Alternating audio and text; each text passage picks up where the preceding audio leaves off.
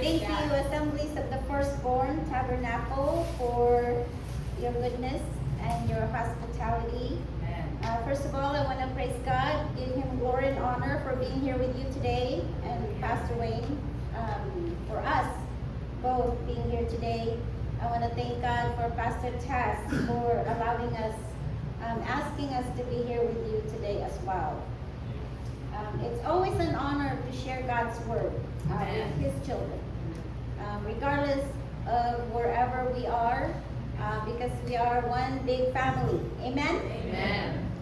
So today, before we begin, I would like you to say to your neighbor, God is good. God is good. Amen. It is true that the God that we serve, a living God, is good all the time. Amen. All the time. He's always good. That was a lot of, the introduction was very lengthy. And as you can see, as I stand before you, that I am a very ordinary person. Whatever that was said about me is not my work, but it is the work of God in my life. Amen. It shows that God can use an ordinary person to accomplish that which He wants to accomplish in His ministry. And so if you come away with anything from this service today or from this message today, is this: that your life, if your life is dedicated and committed to the Lord, He can use your life to do whatever He wants to do in the ministry. Yes. And whatever God can do, He can do miracles through your life. And so I want you to go away with that, is that you can be a work of miracle in God's work. So this morning, I would like you to turn your Bible, please, to Corinthians, 1 Corinthians chapter 10, verse 31.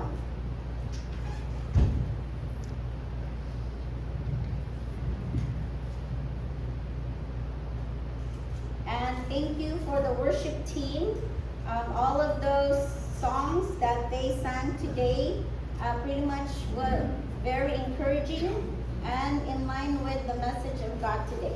Amen. Praise the Lord. So shall we all stand, please? If you don't have your Bible, you have the projector that we can read this verse with, this passage. It says, "Whether therefore ye eat or drink or whatsoever ye do, do all to the glory of God." Amen. Shall we pray? Our gracious Heavenly Father, we just thank you and honor you today, Lord God. We praise and glorify your name because you are the living God that we serve, O Lord.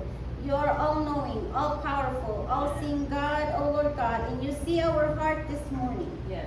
And Father, I pray in the name of Jesus that as your servant, God, share your word, Lord, I pray in the name of Jesus that may you hide me behind your cross, Lord. May the Holy Spirit anoint my lips, Lord God, and my heart, Lord, as I share your word, O Lord God, and whatever is said in this pulpit, O God. I pray, Lord, that it may be from you, Lord God, and they may glorify your holy name. And Father, I pray, Lord, that may you open our hearts, may you open our ears, may you open our eyes, O Lord God, to hear your word, O Lord, and may your words fall on good grounds, O Lord. That your words, God, may take deep root in our hearts, Lord, that they may bear fruit, O Lord God, throughout our lives. May you help us, Lord, to apply your words in our daily lives, O Lord, to glorify your holy name and be a light to those around us. And all these things we pray in the name of Jesus. Amen. Amen. Amen. You all may be seated. So the passage that we read says, "Wherefore, whether ye eat or drink, or whatsoever ye do, do all to the glory of God." And I'm thinking there's food waiting for us today, right? Yes. So this one says, whatever you do, even eating, right? Or drinking beverage, okay, not alcohol. Or whatsoever we do, do it for the glory of God. And Sister Rita just went for a cruise, and so I'm pretty sure that she did whatever she did for the glory of God because she Amen. led someone to the Lord. Amen. So praise God for that. Now, happy Mother's Day to all the mothers. Amen. The world shows some mothers to be perfect, right? That's how the world sees mothers because the television, social media, they pick mothers as perfect, right? I'm giving myself here, I'm giving away my age. I don't know if you remember Leave It to Beaver show. Yes. June Beaver, right? June Beaver, the mother always has dinner ready, right? And she always looked polished, not a strand of hair out of place. And she always always looked made up, perfect makeup, right? And I'm thinking of myself as I remember my years of motherhood. I'm like, there is no way that I look like that, right? And I'm sure that when you shook my hands today, you may have felt some callous because from scrubbing pots and pans, right? Motherhood is, one time my son came to visit, and my youngest, his wife came to visit, and he was like, our dishwasher was not working, and he was like, Mom, you should replace your dishwasher. Because they were the ones who scrubbed the pots and pans. And so Pastor and I did replace our dishwasher. And but I still have to somewhat wash the dishes, some dishes. But the Bible gives us women as role models. They're not sophisticated, and one of those noble characters that I was going to use today is Jochebed, the mother of Moses, right? Amen. Women of noble characters. And Hannah, who dedicates Samuel to the Lord's service. She is a woman who gave up her child so that he can work in the temple of God, right? How many mothers are willing to do that? Who would leave their child to go to the temple, to the house of the Lord to work for God? Now, I have 3 children. We have 3 children. Our youngest, and this is just my opinion, and I hope my other children don't feel offended, and hopefully this is not live streamed. Right? Because you know your children, they're different. If you have 2 children, each one is different from the other. So I happen to think that my youngest one is very smart and very talented, and I'm sure the other kids will probably agree with that. And so throughout his life, he always wanted to become a doctor, and then 3 months before he graduated from high school, he came and he was like, he said, Mom, I don't think I can stay in school that long. I'm not going to be a doctor. Let me just go ahead and become an engineer. Or he goes, I want to be a computer programmer. I said, okay, whatever you think is best for your life, it's not my life, it's your life, so do whatever you like to do. I tried to encourage him and I didn't want to show my disappointment, right? Like, what? I'm not going to have a child who's going to become a doctor. But anyway, now he's a missionary. Amen. And he is in Thailand, and he quit his job for a year. And now he's looking for work. And even his wife quit her job to be a missionary in Thailand. But anyway, thank God, because God, he actually responded to the high calling of God to be a missionary. But anyway, that's not my message for today. That was just an introduction.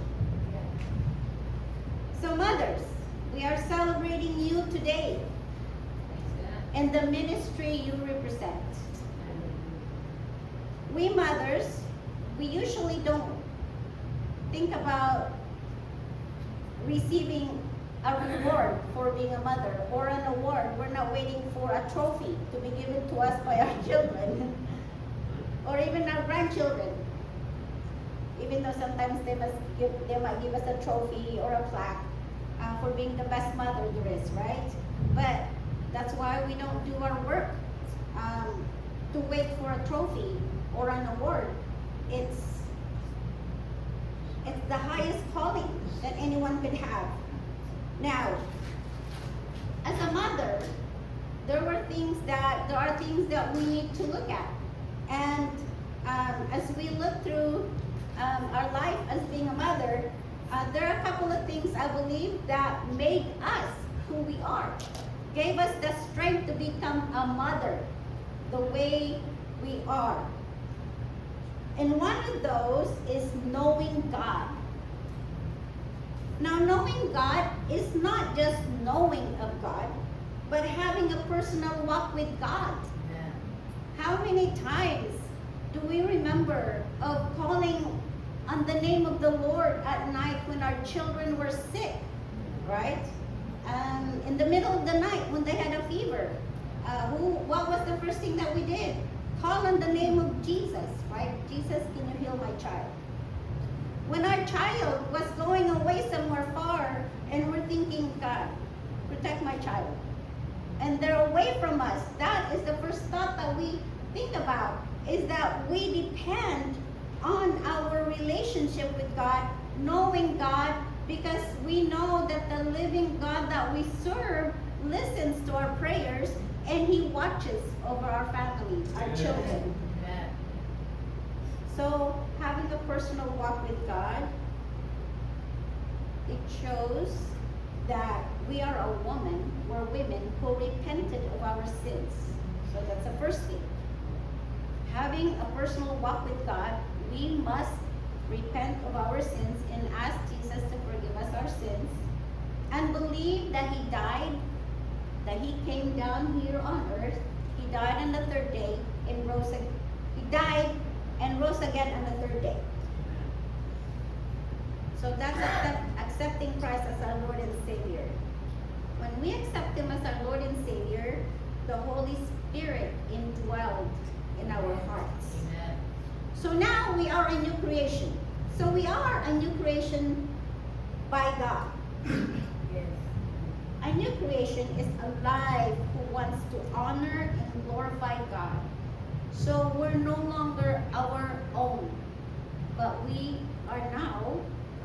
now belong to God Almighty. Amen. Amen.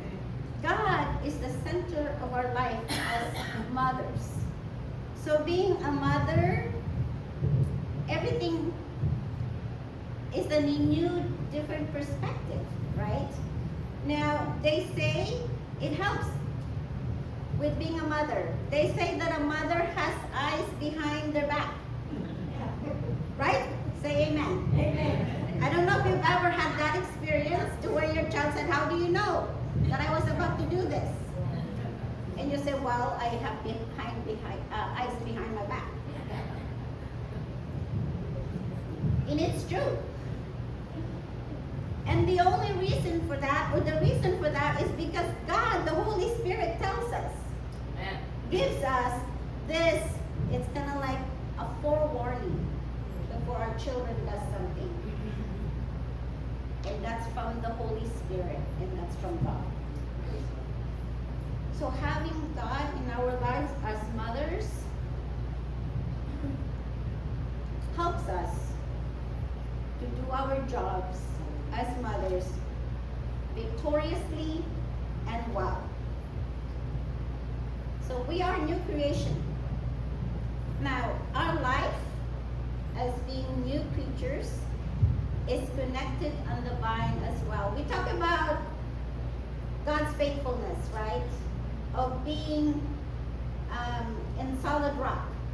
Our foundation is built on solid rock. The Bible talks about a lot of metaphor, meaning that two different things that has similarities. So in John chapter 15, verse 1 through 5, as a mother, Our life must be connected on the vine Amen. in order for us to be victorious. So let's read John chapter 15 verse 1 through 5. I'm sure you probably memorized these verses. If you haven't memorized them, I encourage you to do so. I'm one of those people that would like to encourage people to memorize God's word. So John chapter 15 verse 1 through 5 says, I am the true vine, and my Father is the husbandman. Every branch in me that beareth not fruit, he taketh away, and every branch that beareth fruit, he purgeth it, that it may bring forth more fruit. Now ye are clean through the word which I have spoken unto you. Abide in me, and I in you. As the branch cannot bear fruit of itself, except it abide in the vine, no more can ye, except ye abide in me. I am the vine, ye are the branches. He that abideth in me, and I in him, the same bringeth forth much fruit. For without me ye can do nothing. As mothers, or any believer for that matter, we cannot survive without connecting to the vine, who is Jesus Christ. God prunes us and maintains us. I don't know if you're a gardener, but usually with the grapes, every year they go through the cycle. They have what they call pulling leaves, right? The grapes have a lot of leaves. And so in order for the fruit to become bigger, they have to remove some of the leaves. That's, what is that called? Excuse me. Whatever that's called, that's what they do. Is that they pull out some of the leaves so that the fruits become bigger. They also prune the branches before the leaves come up, so that the vine is not so heavy. So God the Father does that. He removes branches that don't bear fruit and maintains the branches that bear fruit so that their fruits are bigger and they bear more fruit. So in order for us to bear a lot of fruit, bigger ones, is we need to be connected to God, to Jesus at all times. A life that is connected to Jesus, draws strength from Him and nourishment from Him. And in order for us to do that, we must actively pursue this connection. This pursuit requires faith. Prayer, having a committed prayer life. You know what? Most of the time when we announce that we have prayer on Friday, the first time everybody comes. Next month, maybe 2. I think Pastor Wayne told this story before, right? The second month, only 2 people. But prayer is one of those commitments that you and I must make in order to be victorious. Right? The Bible says in Galatians 6:9, let us not be weary in doing well, for in due time we shall reap if we faint not. And prayer is one of those things, and I'm glad that Pastor Tess spends time to pray for your prayer requests. Amen. Because we know what concerns the church. Amen. Right? And you can pray for each other and pray for your brothers and sisters. And I like the idea that you were praying for a child who fell down. I'm a school nurse. And it's most of the time when kids just running, right? And they fall on their hand and they fracture the wrist, fingers, whatever, a limb. And it's kind of like difficult for them because they're always running around. And when I broke my foot, it was my first time to ever break a bone. I came to appreciate how God allows us to move on our 2 feet. It was my left foot, which is not my dominant foot, but every time I step off the car, I seem like I wanted to step off onto my left leg first. But what is is my point?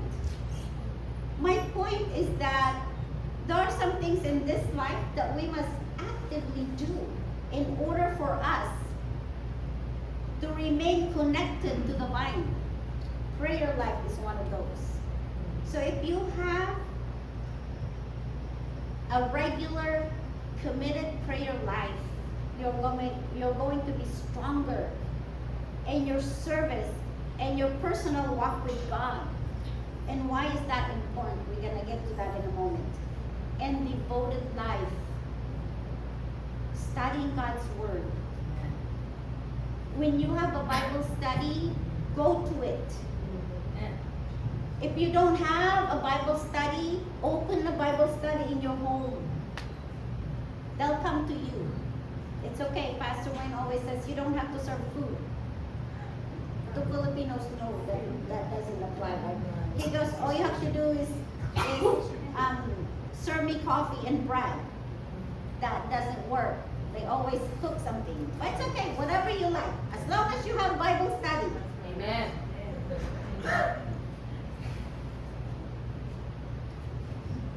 And we're talking about mothers, right? Everything a mother does is led by God, or should be led by God. Because as a mother, when you're led by the Holy Spirit, God knows what your children are doing out there, right? When they go to school for what, 6 hours? We're not there to supervise them. I wish we could. Right? When my kids were young, I wish I was at school when the teacher calls and say, well, your child did not do their homework. I'm thinking, I wish I could be there so that I could hear whatever the teacher tells them to do so I could help them. But we can't do that, right? That's not possible. So what we do as mothers is we leave them in God's hands. And our work as mothers is ongoing. So whatever we do as mothers, we need to have a strong prayer life and we need to know God's Word. Why? Which brings me to my second point. We are the first teachers of our kids. Yes. Right? We are the first teachers. Mothers are the first teachers of their children, believe it or not. While they were still in our stomach, while they were still in our belly, we were probably already reading to them the Bible, the scriptures. If you didn't, well, if you're still at childbearing age, when you have your next child, do that. Read to them the scriptures while they're still in the stomach. Sing to them. They say that, the fetus, well, they're in the belly, could hear whatever you're singing to them, whatever you're reading to them, whatever you're telling them. You're the first teacher. And mothers understand the uniqueness of their child and intercede for them so that God can bless their lives. Amen. In the beginning, I was one of those overachieving mother. And I told my kids, I only expect A's from you. Well, after a while, I realized I can't implement that on all my kids, right? I can't expect that from all my, that's not realistic. So I told them, you know what, if you're a B student, bring me home B's. If you're an A student, bring me home A's, right? All our kids are not the same. So we need to know that. We can't have, unrealistic expectations. So we need to pray for them. Yeah. Not all women are biological mothers. Right. Some women are spiritual mothers. If you're a spiritual mother, your job is important also. Because you must always encourage and make sure that whoever it is that you led to the Lord remains faithful to the Lord. That they don't fall and leave God. Some women mothers, spiritual mothers, are mothers to those maybe whose parents don't come to church. So continue to encourage them. Continue to pray for them. Amen. It's a big responsibility to be a mother.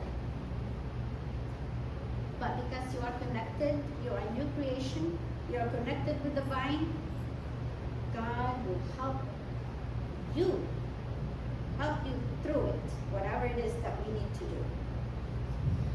So, if you are or want to be a spiritual mother, say amen. Amen.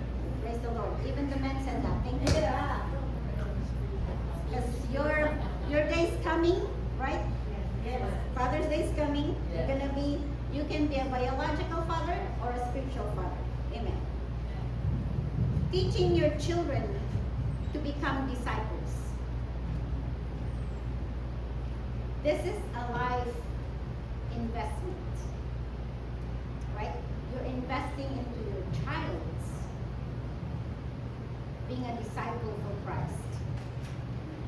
These people, your children, that you have invested in from the time you carried them for 9 months, and 9 months became until they're adults. They will carry the word of God with them wherever they go. And they will share God's word with them whoever they come in contact with. The words of God that you shared with them will also help them overcome the world and its influence. So as mothers, and I see most all the time, that godly women, their children, have lives that are peaceful, and their future are insured by God. Usually, they contribute to society and they get jobs. And they continue to serve God even after they left home. In conclusion, a mother is not what the world depicted to be, a perfect persona. Some of us have rough hands from scrubbing pots and pans, and our perfume is either fried bacon or adobo, right? Whatever you're cooking, you carry that aroma. Yes. So our children relate this fragrance with a mother. When they come home, after they become adults and they have their own family, they say, they still remember your cooking as a mother. Right. Yes. Right. They do. Because you cook with love. They don't remember when the time you said, I'm so tired. I wish that I can get a break. Right? But only God heard those. The challenges that we had, only God heard those. Because He is the one that we connect with. That sees our struggles, our triumphs, the trials in our lives. He sees all those, not our children. We never say to our children, you were a hard work, or I worked hard for you. Right? You work and then you come home and you wash dishes and you cook. And help them with their homework. And sometimes, instead of buying ourselves new clothes, we instead spend that money to buy our own children their clothes. So we sacrifice. And even sometimes we used old clothes because we wanted our children to look better or to look good. That's what a mother's love does. We have done our work, and even though our children may not realize this, how much work we have put into them. But God is gracious that He allows us to see the life of our children when they have their own family, when they have work. They don't have to ask us for money, right? That is something that we need to ask, to thank God for. So every time I see my kids and I ask them, do you need money? No, Mom. I thank God, right? Because they're financially independent. And that is the fruit of your labor. That is the fruit of God's goodness. And God deserves all the glory and all the honor because we made it. Once your child is an adult and grown up or on their way to being independent, God deserves all the glory and all the honor. Amen. For the long nights that you spent, when you spend time with them, so that their fever, waiting for their fever to break down, when they have an illness that you've been praying to God about. When you wish that you could just order out for dinner instead of cooking. To save money, right? And when they went to college, and that instead of you buying a new car, you had to put that as a down payment for their tuition. All the sacrifices. But God is good. And God is always good. So today, to all the mothers, all the sacrifices that you have put in, all the work that you have put in, God is good.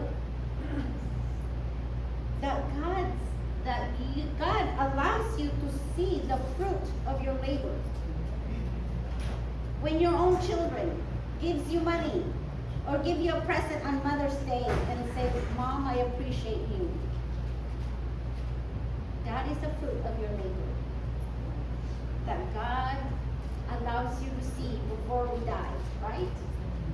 That we enjoy it before we pass on. But it is also a thanksgiving unto the Lord that we know that our children are okay, right? They're gonna survive without us. That is a goodness from God as well. Because we are at peace knowing that our children are in good hands with God because we taught them to live a life with God. And we taught them to become disciples of God. Praise the Lord. Shall we all stand? I don't know if I should turn the service over to Pastor Tess, but this morning, as we are standing, maybe we have some mothers here that are struggling right now, that needs to be prayed for. So I would like to ask every eyes closed, every head bowed this morning. If any mother or any member for that reason are having challenges today,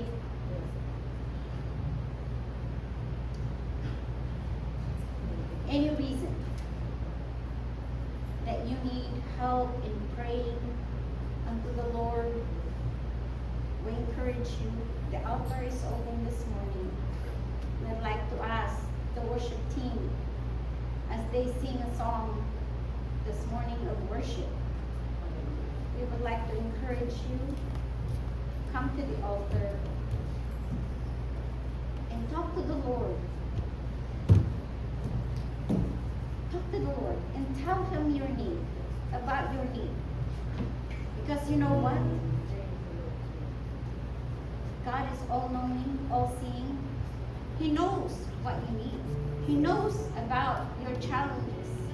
He knows about our problems. And He's waiting for us to go to Him in faith, believing that He's able to answer in His will any problems that we have in this life. Thank you, Lord Jesus. Hallelujah.